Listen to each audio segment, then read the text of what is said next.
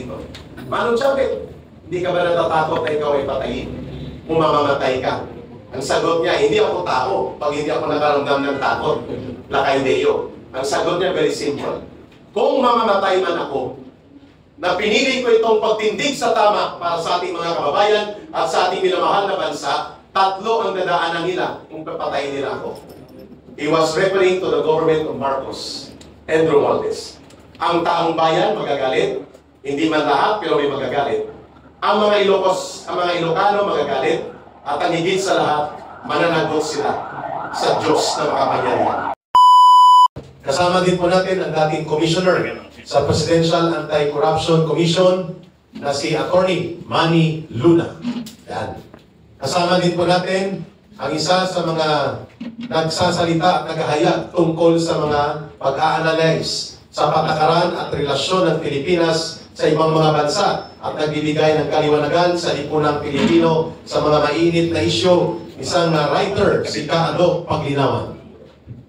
At siyempre, ang nag-organize ng mamamayan sama-sama, Layas Marcos ngayon, at ang kanyang grupo ay kilala din sa Marcos Alis na, MAT, si dating Undersecretary sa panahon po ni Pangulong Duterte from the Department of Energy dati, Yusek Tatay Ben Ranking. Sa pagsisimula po, ibibigay ko na kay Congressman Jing Paras ang konteksto bakit tayo nag-request ng pagtitipon sa araw na ito. Congressman Jing, take it away. Magandang umaga po. Unang-una kay Ka-Eric, ating namumulo doon sa kanilang grupo, yung Sambayanan. Ang aking kaibigan, Attorney Manuelito Luna, si Paring Ado Paglinawan, si Yusek Ben Ranke, sa inyo lahat po, magandang umaga. Kami po ay andito ngayon para ipaalam namin sa ating mga kababayan ang pagtututol namin sa pagtatag ng Independent Commission on Infrastructure. Kasi para sa amin, ang title talaga dapat yan, Dependent Commission of Marcos. Bakit po natin ginagawa itong pag-file sa Korte Suprema? Ito po yung filing namin noong isang araw sa Korte Suprema through our lawyer, Attorney Roberto Mendoza. Kasi po, nangihinayang po kami sa pera na 41 million na ina-allocate para lamang magkaroon ng ikangay shield si Marcos na hindi mapunta sa kanya ang pangungurakot sa gobyerno. Nilagyan niya ng barrier para ang investigasyon hanggang dito lang sa baba, hindi aabot sa kanya. Kaya nagtayo siya nitong Independent Commission for Infrastructure. Bakit po useless po ito? It's a farce. It's a maang-maangan lang na komisyon. Kasi po, mayroon na tayong ombudsman. Ang ombudsman ay siyang lamang na isang opisina na binigyan ng ating saligang batas na may karapatan, may poder na mag-imbestiga. Hindi kailangan na mag-file ka ng kaso. Ang ombudsman mismo, ang word na ginagamit ng ating saligang batas, they can investigate motu proprio. Ibig sabihin, sa kanilang pusang loob, pwede silang mag-imbestiga. Katulad ng napamansyagan nila doon sa Blue Ribbon Committee. No? Ang ombudsman mismo, pwede na nilang igayon, basihan yun at mag-imbestiga sila. At they will come up with a prima facie, sapat na po yung inamin ng mga resource persons or testigo doon sa Blue Ribbon na nag-amin na sila ay nagnakaw ng pera ng bayan. So ito po, duplication. Unang-una po, bakit sinampa namin itong certiorari to declare the ICI or Independent Commission for Infrastructure as unconstitutional because unang-una walang poder si Marcos na gumawa ng isang batas o gumawa ng isang office. It is an undue delegation of legislative power. Dahil the President, the Executive Department does not have the legislative power that is vested in Congress. Pangalawa po, it is a violation of the Equal Protection Clause. Kasi po, nililimit lamang ng ICI, yung pagtatag ng ICI, ang mga tiwali doon lamang sa nagiging kurakot doon sa infrastructure. Paano naman yung kurakot ng BIR? Kurakot ng customs, kurakot ng National Irrigation Administration, kurakot sa PhilHealth. It creates a separate and distinct class, the class which is called the violators of the infrastructure projects of the government. So, it is its own class and that is in violation of the Constitution. Pangalawa po, yung sinasabi natin na usurpation of the powers of the Ombudsman. Ang binigyan lang ng karapatan at may poder sa ating saligang batas, ang Ombudsman lang ang tanging pwede mag-imbestiga. Ito, redanda. Fact-finding sila, ang ICI, pero dadating din sa Ombudsman. Tapos gagastos ka ng 41 million. Wala pa sila kiba. In fact, si Senator Marcoleta, binisto niya na ang ICI pala, ginagamit rin yung mga personnel ng DOJ para mag-imbestiga. Anong klaseng investigative body yan? So yun po, and most of all, nag-a-allocate ng pondo, 41 million para lamang dyan. And that is in violation of the Constitution kasi hindi pwedeng mag-allocate ang pondo ang Presidente. Only the Congress can allocate funds and appropriate funds. Si Marcos, dumukot siya doon sa contingent fund para ipondo dito sa that is not, walang item in the budget that will warrant his authority to set aside 41 million for the purpose of funding the ICI. So yun po ang isa, then maybe Attorney Luna can elaborate. Kaya nga po, ang dami po mga abogado na nagsasabi na this is a duplication. This is a violation of the Equal Protection Clause. This is the violation of the Constitution for giving undue delegation of power to legislate when the President, being the head of the Executive Department, does not have the power. Tapos, ang nakakatawa pa, yung Attorney Husaka, yung spokesman nila, sinasabi niya, pinadalahan na namin ng subpoena si Saldico. Hindi inintindi. Nagpadala na, bakit po hindi inintindi? Sabi siguro ng abogado ni Saldico, paring Saldi, huwag kang matindihan, wala namang power to subpoena ang ICI. Because the President, una-una, does not have the power to subpoena. Yeah. He's an executive. So, he cannot transfer a power that is not within his power.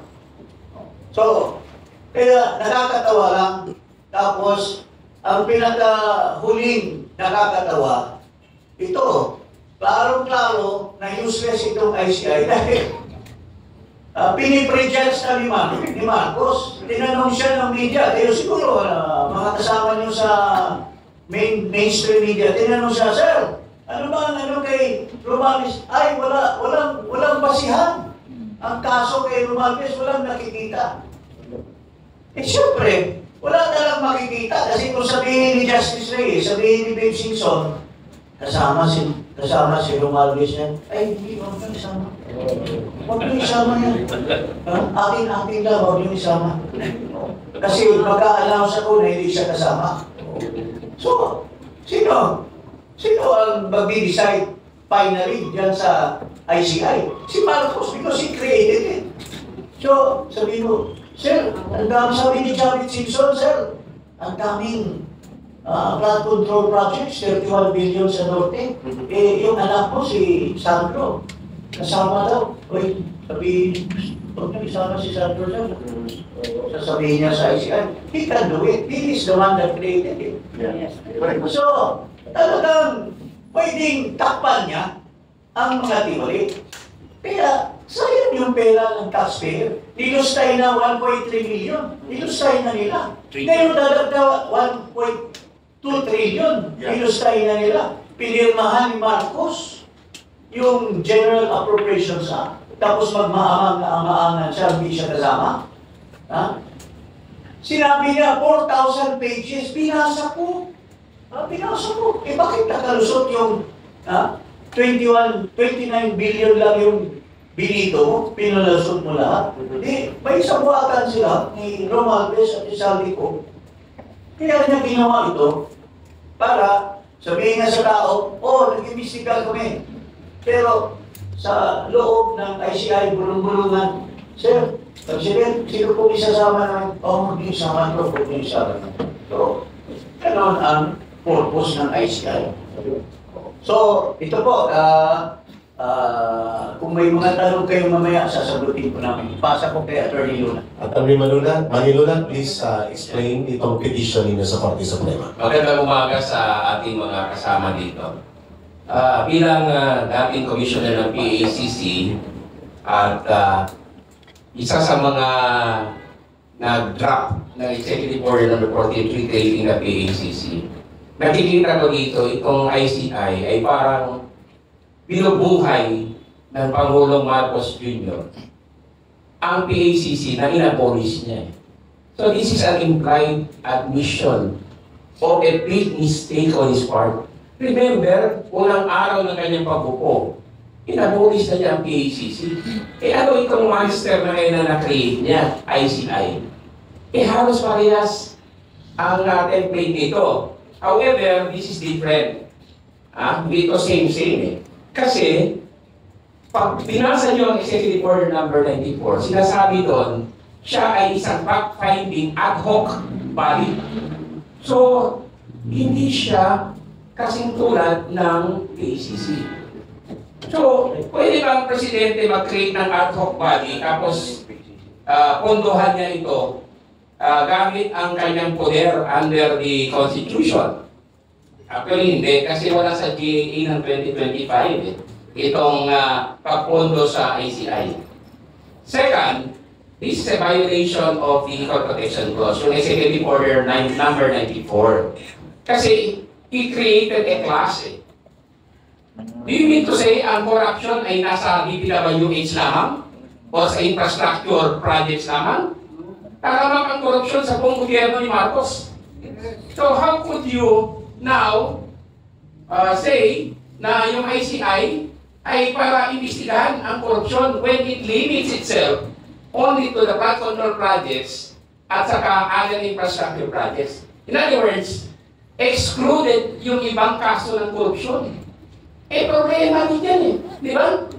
Even the US government has called the attention of the government with respect to the corruption in the Bureau of Customs. Oh, yun ang problema. So it creates a class without valid justification. So therefore, it violates the Equal Protection Clause. And therefore, yung mga sangkot sa korupsyon, sa ibang departamento, they are free to, laugh their way to the bank. Kasi hindi sila pwede imbestigahan ng ICI. Dahil hindi naman sila DPWH official or employee. Hindi sila contractor. Tapos wala naman silang infra. How about doon sa DepEd? Ang problema doon ng korupsyon, hindi ko pwede imbestigahan ng ICI. Kasi wala namang power ng ICI with respect to the other departments.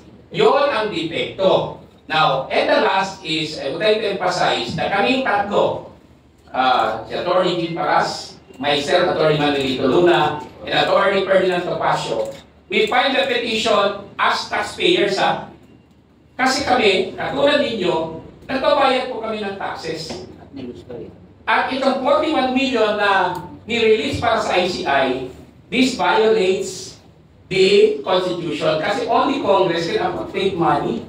Eh saan ang galing yung poder ng Presidente na mag-release ng pondo niyan? That's another corruption eh. Technical malversation po yan kasi wala sa 2025 General Appropriations Act. Yun po ang emphasis ko dyan. Salamat. Klaro. Ngayon, magbibigay po ng kanyang pananaw at reaksyon ay Atty. Manilona and Atty. Congressman Jing Paras. Si Kaado Panginawan po. Magbibigay ng kanyang pananaw, ano po ang implikasyon nitong instrumento ng whitewash at cover-up, panluloko at panlilihis na binuo ni Marcos. Hindi lang binuo, pinuntuhan pa at ginagamit para lituin at tinangin ang taong bayan nitong ICI. Kaado at iba pang related information, take it away. Actually po, ang ibig sabihin ng ICI ay hindi Investigative Commission for Infrastructure. ICI ay nakupo. Ang ibig sabihin, intentional cover-up ng mga insertions. Intentional cover-up ng mga insertions. Alam po ninyo mga kabansa, hindi pa po umiinit ang puwit ng ating Pangulo. Baka hindi pa siya nakakaupo sa kanyang silya sa Malacanang. June 30, 1922. Ano po ang una niyang ginawa? Executive Order Number 1. Abolish the Presidential Anti-Corruption Commission. Alam niyo mga kabansa, kung kayo empleyado ng isang bangko at nagpaplano kayo ng inside job, anong una niyong gagawin? Papatayin niyo ang CCTV camera. Hindi po ba? Correct. Yes. Diyan. Proof positive. Na bago pa man sila sumampa sa Malacanang, pinagplanuhan na nila ang 3 taong panggarambong ng pondo para makalakap sila ng war chest for the 2025 election. Ito po ay hindi ko opinion, ito ay analysis ko sa mga sentimiento ng taong bayan na nakakalam ko sa mga blogs nila. Pistado na. This is a premeditated crime of the century. Consistent sa 2023 budget, sa 2024 budget, at nag-red flag na, ha? Walang iba kundi si Congressman Isidro Ungab na dating chairman ng Appropriations Committee ng Congress. Pinakita na, nakakataon ba yung mga blank checks? So meron lang, hindi lang yellow flag, red flag. Ano sabi ng Pangulo? Pag-aaralan ko, babasahin ko bawat pahina, binasa rin niya yung 4,000 pages. Pero pagdating doon sa dito niya, dinito lang niya 29 out of 250 billion. Ano po ba ang essentiality ng plunder na naganap na ito? Meron po bang perang malulustay kung hindi pipirma ang Pangulo at hindi pipirma ang Speaker? Kung walang pera, walang korupsyon, walang plunder, walang pangkarambong, walang nanakaw. Yan po ang implikasyon niya. The essentiality of the crime of the century is in the signature of the President kasi siya lamang ang pwedeng umirma para ang General Appropriations Bill ay maging General Appropriations Act. At bukod doon, pinirmahan pa niya ang disbursements. So this is a criminal act in broad daylight using government powers. At lahat kayo ng mga brothers, lahat ng mga hindi nag-agree dyan. Now you are guilty of destabilization. Ano po ba ang destabilization? Ang natitira, what is there to destabilize? Wala na po. Because, number one, zero accomplishment itong administration nito. At number two, maximum corruption.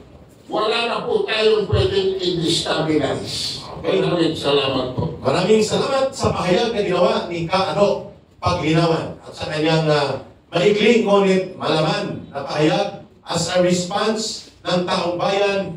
Pakinggan natin ang grupo ng Marcos Alisjan, mamamayan sama-sama para palayasin si Marcos sa kapangyarihan. Former Yusek Penran. Lahat na mga akusasyon dito sa atin na tayo daw mga kritiko ay namumulitika lang. At saka, destabilizers lang tayo. Yan, hindi totoo. Sundan natin ang sinabi ni Bibi Sara kahapon. Wala na tayo sa politika, Bongbong Marcos. Presidente ka. You have to answer. Lahat, sagutin mo yung mga hiningi ng taong bayan na transparency at accountability mo bilang Presidente at Chief Executive Officer ng bansa. Meron kang governmental at corporate power, pero anong ginawa mo? Nagkamali ka. Sabi ng mga asawa ko, ninakaw mo yung pera ng taong bayan. Yan ay kasalanan mo. Dapat mo yan sagutin. Yung corporate power mo, yung mga GOCC, kinuha mo ang pera, saan mo nilagay? Nilagay mo sa mga likaban, saan? Nilagay mo sa ang pera ng pilit, yung pera namin, GSIS, saan mo nilagay? Ha?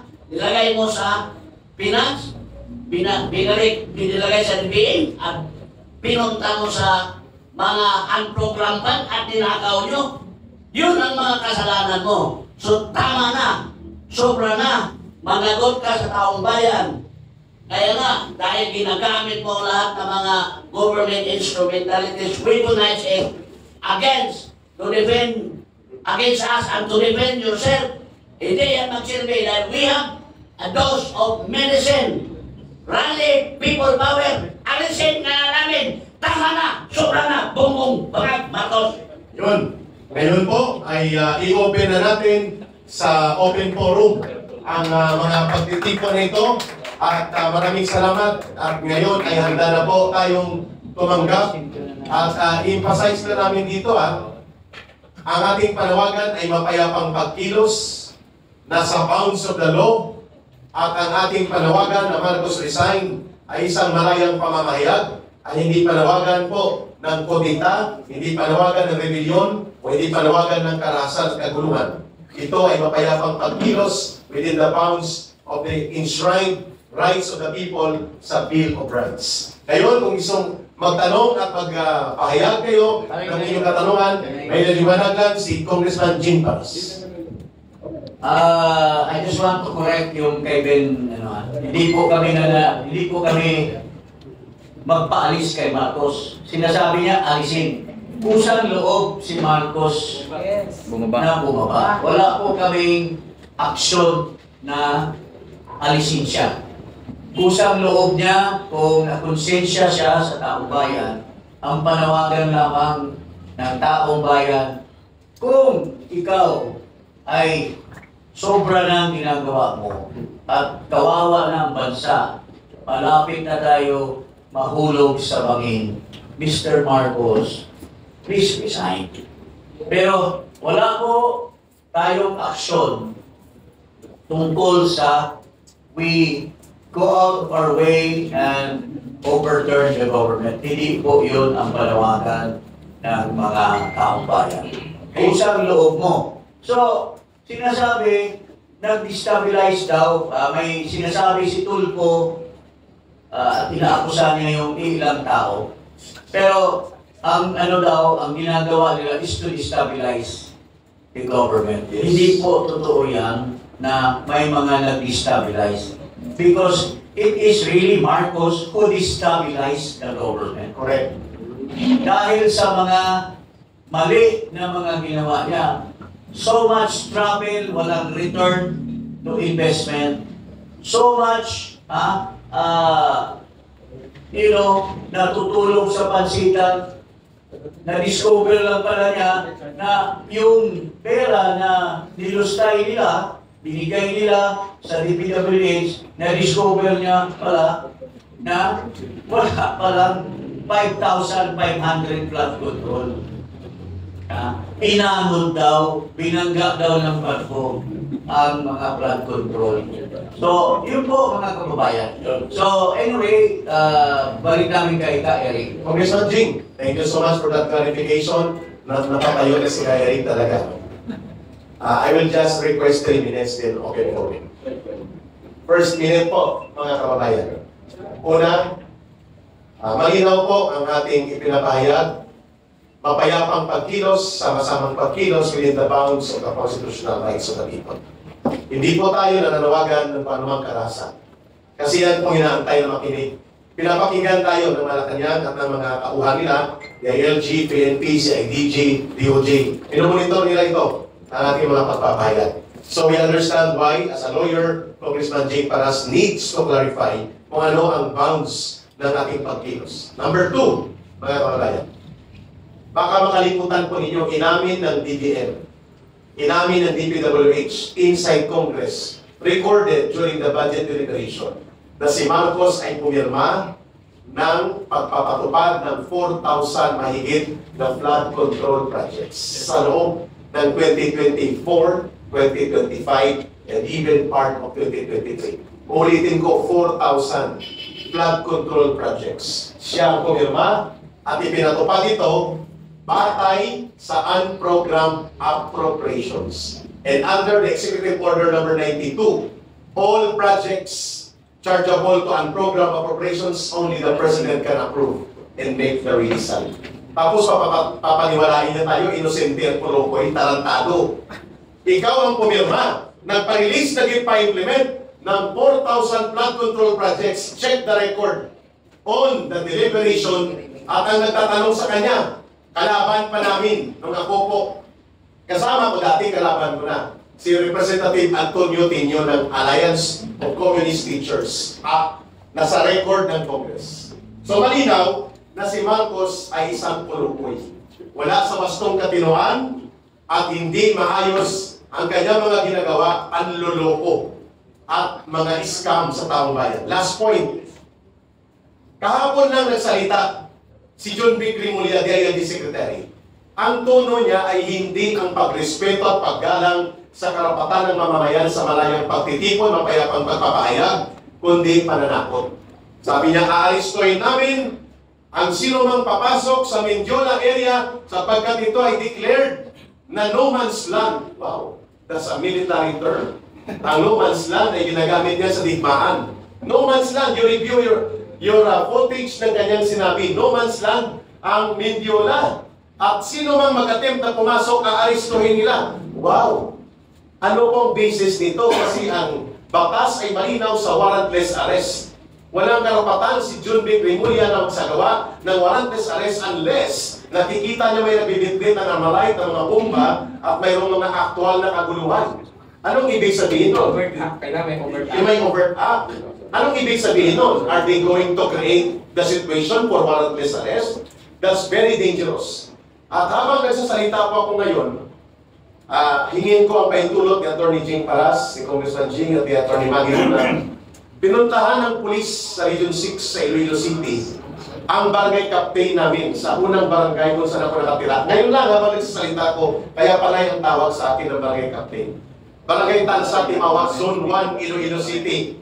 Ulitin ko lang, no? Mga kababayan, Barangay Tansa, Timawak, Zone 1, Iloilo City.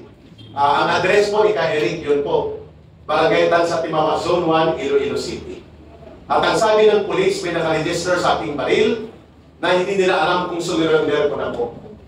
Ang isa lang po ang ibig sabihin nun. May tinawagan akong active prosecutor, sabi niya, baka applyan ka ng search warrant. Kaya nagtanong ako kanina kay Atty. Manny Luna. At ito nga binubulgar ko ngayon. Kapag pinili mo ang itong paninindigan, you can never be sure kung anong mangyayari sa iyo. Pero dahil tama ang ginagawa mo, handa kang tanggapin anuman ang magiging konsekwensya niyan. Kaya po, ako si Ka Eric, kung ako po ay i-raid man o uhulihin, alam niyo na po na ngayon pa lang na araw na ito, habang tayo nag-uusap, ay pinupuntahan na ang bahay ko, minention ko na ang address. PNP Region 6 po ito, sakop ng Iloilo City, taga-roon po ako. At ito nga ay isang tama siya, Congressman Jing, ito ay maliwanag na suppression of the rights of the people. Kung si Atty. Manny Luna, ito ay scare tactics. They want us to keep quiet, stay silent, and remain, not to intervene habang nagaganap ang panggagahasa sa ating bayan, sa ating mga karapatan bilang mga mamamayan. Magtatagumpay tayo, hindi tayo matitinag dyan dahil nandyan kayo at ang taong bayan. And habang ako ay nag-uusap tayo ngayon, narinig ko ang tanong ni Dio Makalma kay Manong Chavez Singson habang pabaybay ang taxi papasok dito. Manong Chavez, hindi ka ba natatakot na ikaw ay patayin? Kung mamamatay ka. Ang sagot niya, hindi ako tao pag hindi ako nakaramdam ng takot. Lakay Deo. Ang sagot niya, very simple. Kung mamamatay man ako, na pinili ko itong pagtindig sa tama para sa ating mga kababayan at sa ating minamahal na bansa, tatlo ang dadaanan nila kung papatayin nila ako. He was referring to the government of Marcos and Romualdez. Ang taong bayan magagalit, hindi man lahat pero may magagalit. Ang mga Ilocano magagalit, at ang higit sa lahat, mananagot sila sa Diyos na makapangyarihan. Maraming salamat. We are open for questions.